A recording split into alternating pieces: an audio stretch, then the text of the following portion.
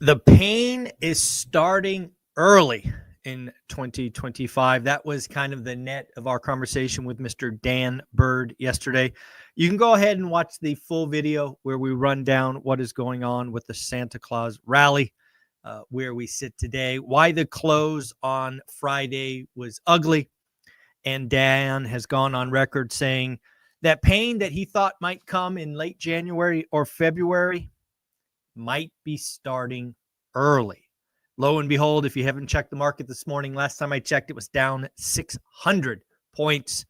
So once again, Dan Bird was on point. Make sure you watch that video and see what else he is talking about moving forward. We did get pending home sales this morning. Pending home sales were for November. If you know anything about November, that was the last time we saw interest rates in the low sixes. So again, November home sales were up 6.9% year on year, meaning this November was roughly 7% better than last November. Month on month, we were up 2.2%. The estimate was 4.9. Once again, folks, we have evidence that rates matter.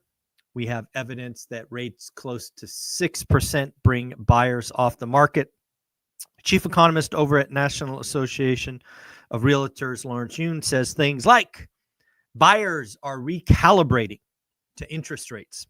How I would tell you or share with you with that is 2 years ago, buyers were on the sidelines because they remembered 4% rates when rates were 6 or 7. Today, people remember 8% mortgage rates, so 6% is better. Now, of course, we are above 7%. Given what's going on in the market today, we might tick down below 7% by the end of the day. But I am going to be most interested in December pending home sales. We won't get those numbers for about a month. I actually posted on X or Twitter that I thought December pending home sales are going to be down 5%. So if you're in the industry, you're in the real estate industry, let me know how December is going, especially if you're a real estate agent, real estate broker. Want to know if my call for a weak December is on point or if I perhaps might be misguided. Let's talk about our school community. Remember, folks, if you are already a part of school, you are going to have the pleasure of interacting with Brian Adamson today at 9 a.m. We will go live inside school where you will be able to ask Brian and I questions. You'll be able to listen live to our conversations. But yes, that is something you will have. Also, congratulate Jason and Rick. Jason and Rick both joined in the last 24 hours. Folks, if you want to get involved in real estate investing, you want to change your financial future, the best thing to do, get around other people doing that kind of work. Yes, that is the secret sauce to all of this, and there is no better place with 355 members than the One Rental at a Time school community. Financial Times out with a very scary headline. Credit card delinquencies. Credit card delinquencies are the worst in 14 years. 14 years. Folks, really this anchors around inflation. Inflation is a nasty, what they call regressive tax, meaning it hurts the folks at the bottom more than the people at the top. In fact, the people at the top typically are owning assets. And of course, if you watch my channel for any length of time, you know that inflation is a feature, not a bug. Said another way, hate the game, not the player. Yes. We did get some forecasts for mortgage rates in 2025. I thought I'd run through the list and let me know what you think 2025 brings for mortgage rates. Mortgage Business Daily says that mortgage rates will average between 6.4 and 6.6. This is at the end, just to be clear, end of 2025. So roughly 12 months from now. Mortgage Business Daily, 6.4 to 6.6. Realtor.com coming in at 6.2. Fannie Mae, 6.4. Wells Fargo, 6.3. And Goldman, Goldman Sachs not playing by the rules, simply saying will remain above 6% throughout 2025. Kind of a weak forecast. If you ask me, Goldman, you're better than that. Why take a layup, right? Take a shot. If I were to talk about the end of 2025, oh man, there's so many variables. Recession, crash up, inflation 2.0, tax cuts. There's just so many things that are coming. Again, I haven't changed my call that rates will average 7% for the year. But if I were to call December 31st, 2025, I'll go 6.7. So it's actually the highest of all the rates called, because again, I'm on record thinking 2025 is going to be the bottom of transactions, which to me means rates have to stay relatively high. So that's what I am calling for 2025. Talk about the Vegas event. I don't know if you heard yesterday, but it is official. I have lowered the size of the room. We are only going to have 300 tickets sold. I originally planned to do 400. I planned to max it out. But given where we are in the process, I've now taken it down to 300, which means we are nearly sold out. I did this for a couple of reasons. One, I don't want to get all pushy and, all of that and maybe not sell out.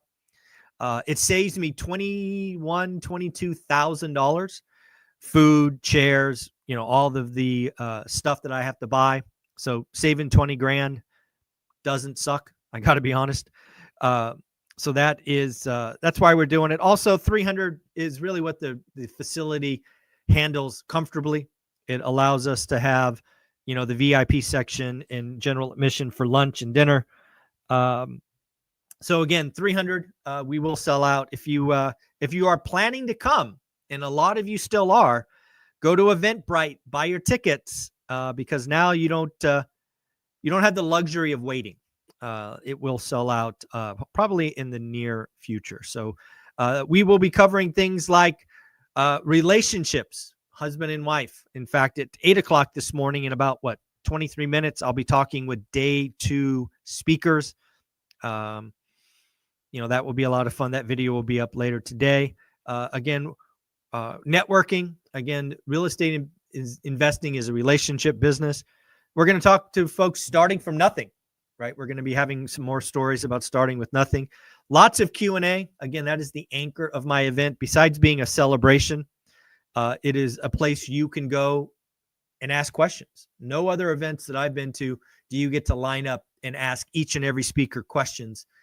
So again, you can prepare. I've told you who's coming, minus a few surprises. But yes, you can go ahead and ask questions. Definitely want to kind of lead with the you can do it too. Everybody that gets on stage is going to have their story. They are all different. So again, it's an event you can go and get belief. We all know that the first 5 years suck, but you're going to hear from a lot of folks. And finally, documenting your journey. Lots of you are out there thinking about documenting your journey. We will have someone I know, trust, and respect up there talking about that, Omar. So again, lots of stuff coming. Inside our school community, there was somebody that asked about, Michael, me, switching from single-family homes to multifamily back to single-family. And I thought I would talk about that because I've actually gone single to multi to single to multi back to single. So when I look at what we've done over the last 22 years, I've switched 5 different times. But the answer is I've simply chased yield. I don't pigeonhole myself on an asset type. I want to figure out what asset at the time is producing the best return. And depending on what's going on in the market, that might be a single family home. That might be a duplex through quad. That might be a small multifamily building. And something Olivia and I've done extremely well is take equity out of a high-priced asset and move it into a unloved asset. And we've rode the wave many times. So, when people think about, why we did that, is bigger is better. No, I do not believe bigger is better. I think bigger is better is a marketing slogan. It's a slogan used by social media folks to get your money. They need your money to buy these deals. And I don't think that's true. I think bigger is better sometimes. In fact, I'm on record saying that bigger is better, perhaps late 25, 26, Class B, Class C. I think there's a 50% haircut coming to Class B and Class C multifamily properties. When my market typically sells B and C's at 8.5 cap, they go down to a 5 cap, they're going to revert, and they're going to revert nasty, and they're probably going to go above an 8.5, probably to a 10. And believe me, I want to participate when cap rates balloon to a 10, buy these assets for pennies on the dollar, and just wait. So it will be very likely that if I were to rewrite one rental at a time, that sometime in 25 or 26, I will once again sell my single families, my duplexes through quads, and buy small multifamily. Again, why? I chase yield. And if you can buy a distressed asset at 50% on the dollar, makes perfect sense. Remember, folks, if you are following my health journey, we will be starting a 3-day fast. If you want to do this with me, great. It starts 5 p.m. January 1st. 5 p.m. January 1st, 3-day fast, only water and coffee. My next door neighbor is a doctor, and he says, hey, if you need to get some bone broth, I guess there's some vitamins in bone broth. Don't ask me. I'm not even sure I know what bone broth is. But if you want to take bone broth, that is fine as well. So again, there we go. I do want to hear from you. I actually have a couple of questions. Let me know in the comments below. What's one of your 2025 goals? Let me know in the comments below. I'd love to hear from you. What is one of your 2025 goals? And again, folks, 2024 is almost over. I hope when you look back on 2024, you consider it a success. I hope you did a lot of great things. I hope you have a lot of great memories. If you do want to change, you want to make something better in 2025, the best thing I can tell you to do is get around people that are doing the same thing.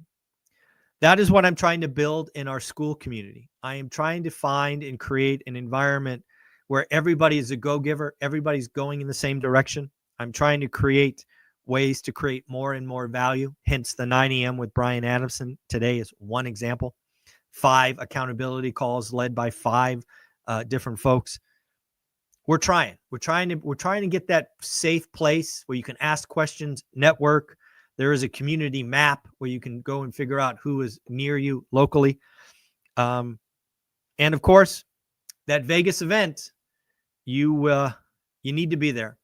You need to be there in real life, asking questions, making new friends, meeting people in the comments. Like we have lots of people right here in the comments. So I hope the last 2 days of 2024 are amazing.